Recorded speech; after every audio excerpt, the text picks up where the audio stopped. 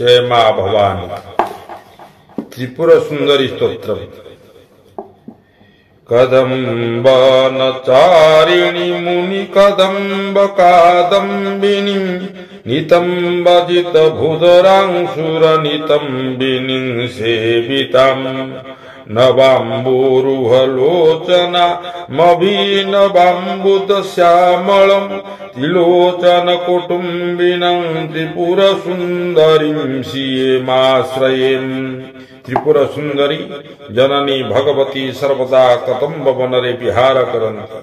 मुनिमानकर मानस आकाशरे जे सुंदर मेघमाला परि विद्यमान तांकर नितंब सौंदर्य पर्वत शुंगर परास्त करुअछि। सुंदरी देव कन्या माने सर्वदा पाद पूजा करुछन्ति। नयन जुगल पद्म कोरक आकार परि नूतन श्यामल मेघ कांति सम देह कांति माहेश्वरी को मु भजन करुअछि। कदम्ब नवासिनी कनक बल्लकी धारिणी महारव महिमणिहारिणी मुख सम्मूल सवारुणी दया विभवकारिणी विशतलोचिनी चारिणी त्रिलोचन कुटुम्बिनी त्रिपुर सुंदरी माश्रये। मां त्रिलोचन गृहिणी सर्वदा कदम्ब वनरे विहार करन्ति। हातरे सुवर्णर बाणी सर्वदा गानरत गलारे स्वर्णमाला सुशोभित भक्त मानंकु सर्व संपद प्रदान करन्ति। तांकर नयन जुगल सुंदर चंचल से सर्वदा विहार भ्रमण प्रिय सेहि त्रिलोचनींकु मु मानस पटरे चिंता करुअछि।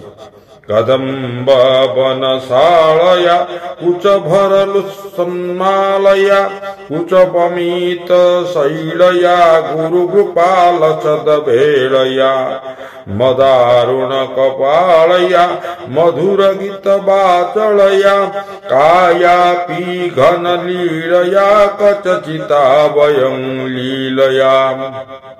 मां त्रिपुर सुंदरींकर वासस्थान कदम्ब वन। तांकर स्तन जुगल तटरे सुंदर पुष्पमाल लुटुअछि। जीव जगत को पयपान कराइबा पाई पृथल ओ वर्तुल कूच जुगल धारण करिछन्ति।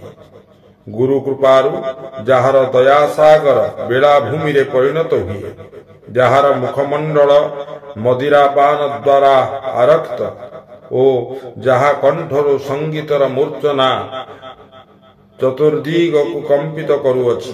सेही श्यामल वर्णा त्रिपुर सुंदरींकर आशीर्वाद आंभे विपद मुक्त हेउअछु। कदम्ब वन मध्यकां कनक मंडलवस्थितं षडम्बुरुहवासिनीं सतत सिद्धि सौदामिनीं विडम्बित जवारुचिम्बिकच चंद्र चूड़ामणि त्रिलोचन कुटुम्बिनी त्रिपुर सुंदरी माश्रये। मां त्रिपुर सुंदरी कदम्ब वनरे वास करन्ति। प्राणी मानकर हृदयस्थ षडपथ मध्यरे से अवस्थान करन्ति। भक्त मानकर मोक्ष पाई से सर्वदा व्याकुल। रूपकांति शोभा जवा कुसुमर सौंदर्य ठारु आहुरि अधिक आरक्त। पूर्ण चंद्र तांकर मस्तकर मुकुट मु सेहि त्रिपुर सुंदरींकर आश्रय भिक्षा करुअछि। कुचांचित विपंचिकां कुटिल कुंतलांकृतं कुशेशयदिवासिनीं कुटिलचित विद्वेषिणीं मदारुण विलोचनां मनसि जारी सम्मोहिनीं मतंग मुनि कन्यकां मधुर भाषिणीं माश्रये। मां त्रिपुर सुंदरींकर उदय स्तन मध्यरे सुंदर वीणा नादरत जहांकर कुटिल कुंतल तांको अलंकृत करुअछि। जहांकर आसन सद्य प्रस्फुटित पद्म जेसे सोमरस मंद मंद भावरे पान करन्ति फलरे मुखमंडल रक्त वर्ण देखा जाए। से परम ब्रह्म शिवंकु विमोहित करी रखुछन्ति। से पूर्वे मातंक मुनिंकर कन्या रूपरे अवतार ग्रहण करिथिले तांको मु आश्रय भिक्षा करूअछि। स्मरते प्रथम पुष्पिणी रुधिर बिंदु नीलांबरम गृहीत मधुपानिकां मधुविघुन्न नेत्रांचलम घनस्तन तटानतं गलित कुंतला श्यामलम त्रिलोचन कुटुंबिनी त्रिपुर सुंदरी माश्रये। माँ त्रिपुर सुंदरी प्रथमे रजवती बोली चिंता करा जाए।